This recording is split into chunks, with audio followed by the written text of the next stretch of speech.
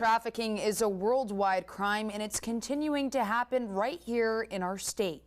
January is National Human Trafficking Awareness Month, and new data from the Attorney General's office shows the number of victims of tips is up.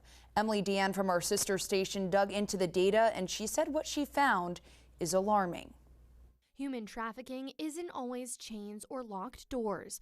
According to the South Carolina Attorney General's office, most victims are controlled through force, fraud, or coercion, and those tactics can be hard to spot. It really starts with recruitment. So grooming someone, building trust, putting something out there that they need.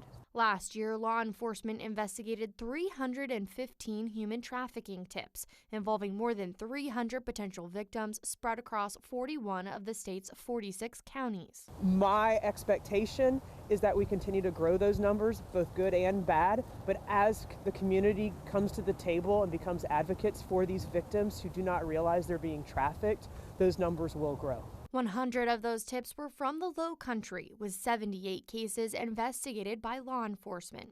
Officials also found that 86% of these investigations involved sex trafficking, and a large majority of identified victims were children, reflecting how traffickers often target the vulnerable youth. The Formation Project served double the victims this year from last year and has increased the amount of labor trafficking victims by 80%. Now, law enforcement and service providers are strengthening training, victim services, and community awareness. The issue with the crime is that it's a connection between government and private sector.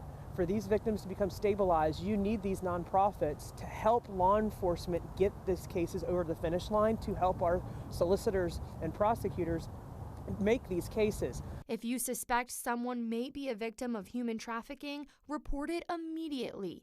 You can call 911 if a life is in danger, or the National Human Trafficking Hotline, available 24/7 and always confidential.